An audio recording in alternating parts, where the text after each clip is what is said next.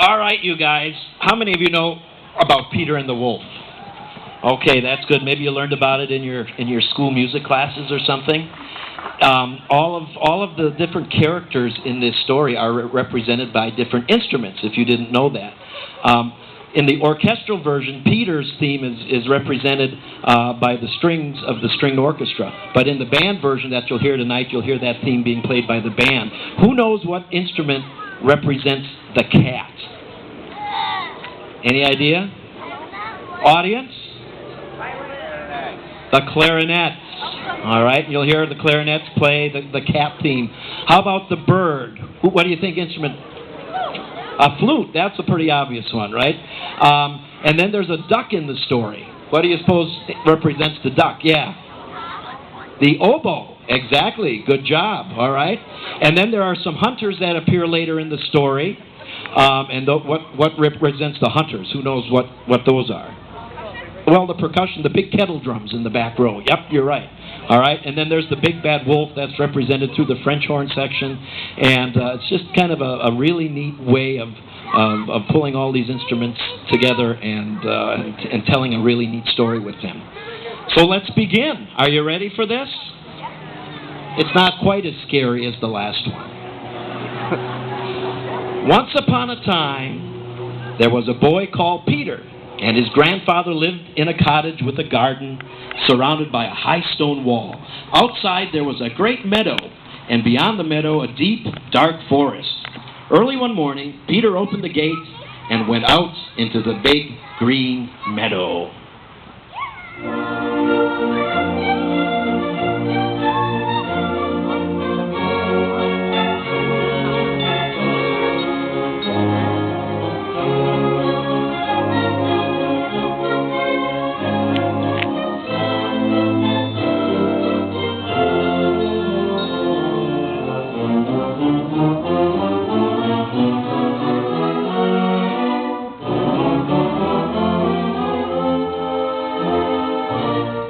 So that's Peter's theme right there, okay? On the branch of a big tree sat a little bird, Peter's friend. All is quiet, chirped the bird merrily.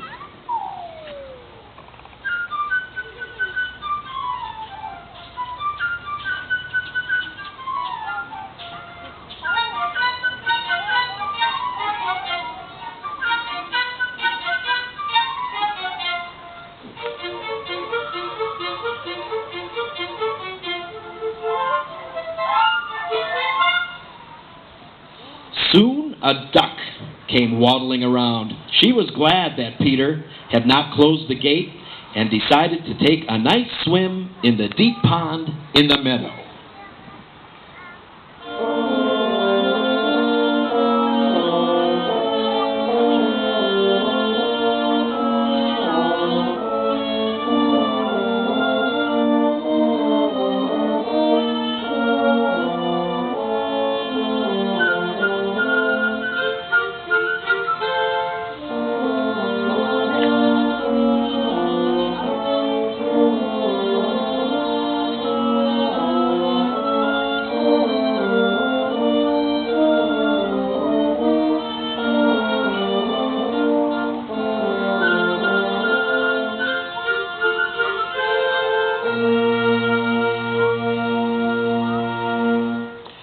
Seeing the duck, the little bird flew down upon the grass, settled next to the duck, and shrugged his shoulders.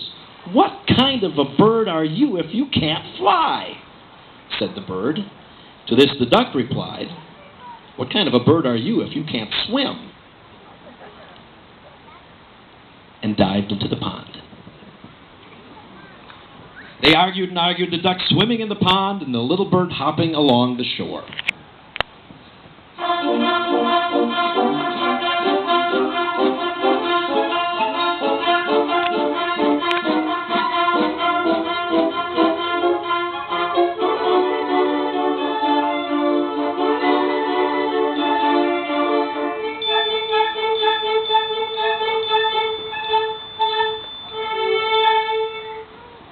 Suddenly, something caught Peter's attention. He noticed a cat crawling through the grass. The cat thought, "The bird is busy arguing, I'll just grab him." Quietly, the cat crept on velvet paws.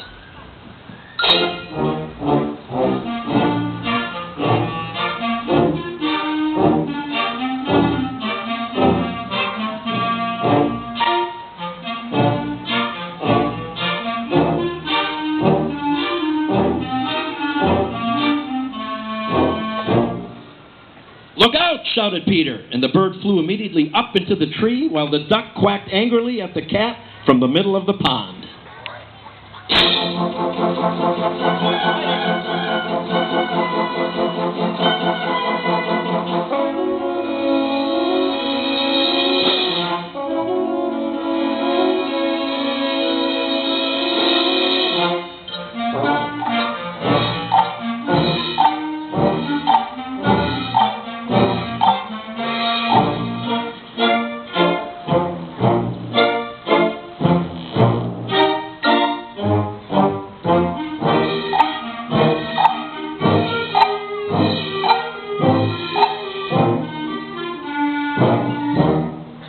Grandfather came out. He was angry because Peter had gone into the meadow. "It's a dangerous place. If a wolf should come out of the forest, then what would you do?"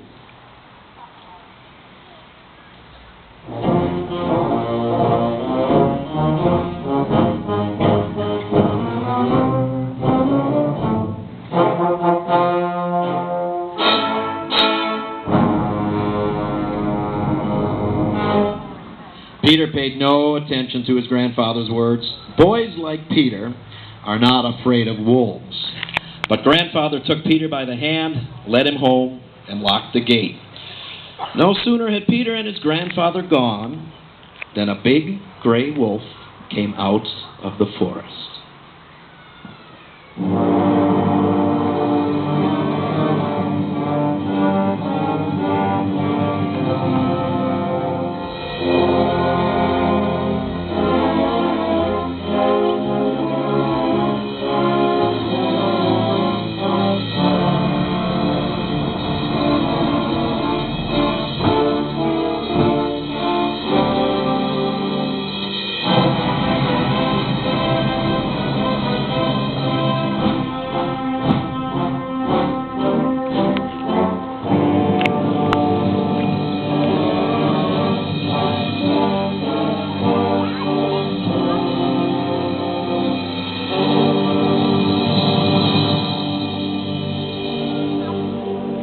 In a twinkling, the cat climbed up the tree, the duck quacked, and in her excitement jumped out of the pond. No matter how much the duck tried to run, she couldn't escape the wolf. He kept getting nearer and nearer until he got her, and with one gulp, swallowed her.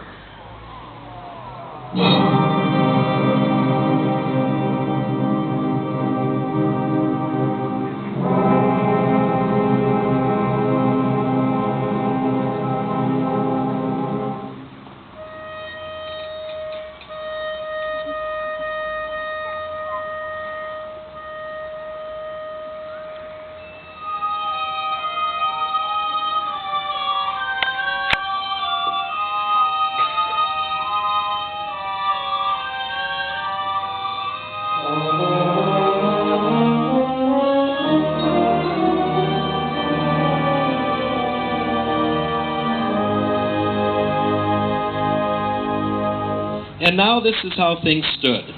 The cat was sitting on one branch of the tree, and the bird on another, but not too close to the cat.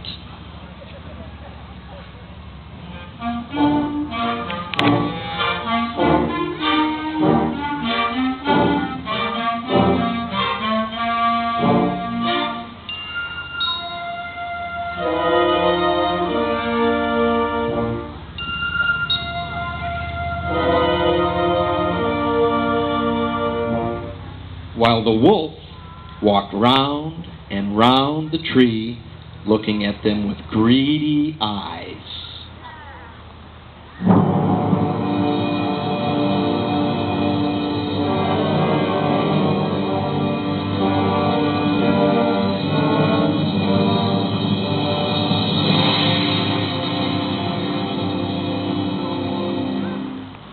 In the meantime, Peter, without the slightest fear, stood behind the closed gate watching all that was going on.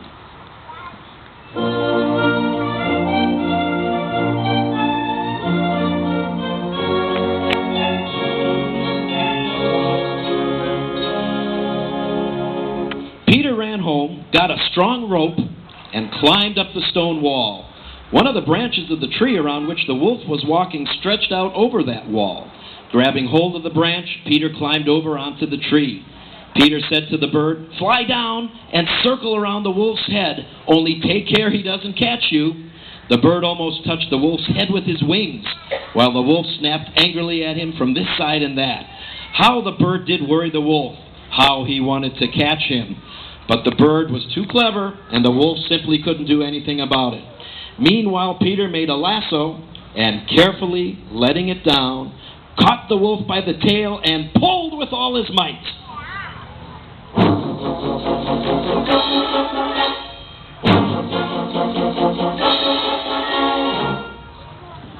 Feeling himself caught, the wolf began to jump wildly, trying to get loose.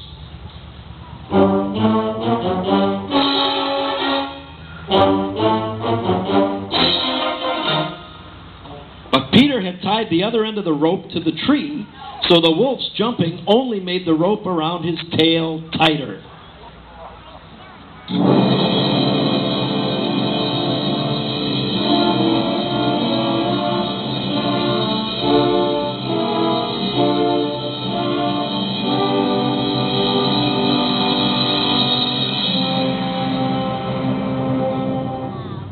Just then, hunters came out of the woods, following the wolf's trail and shooting as they came.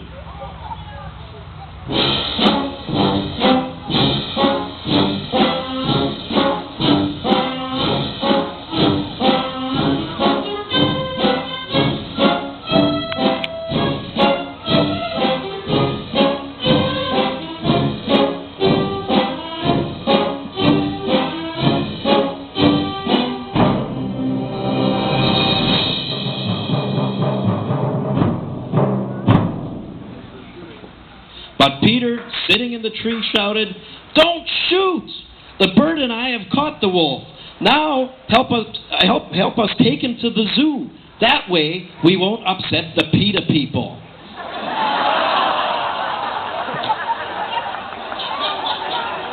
That was for you guys. And now, imagine the triumphant procession. Peter at the head, after him, the hunters leading the wolf, and winding up the procession, Grandfather and the cat. Above them flew the bird, chirping merrily, "My, what brave fellows we are, Peter and I! Look what we have caught!"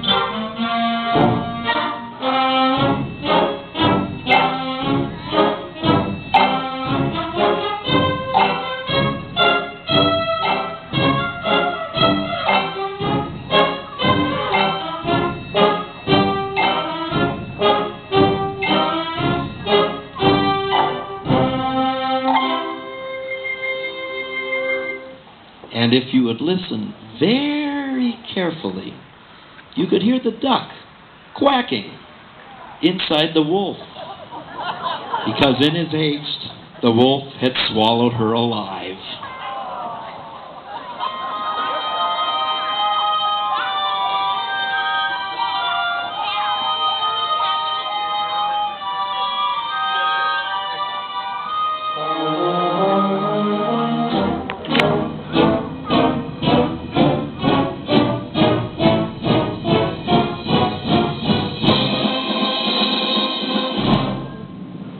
All right.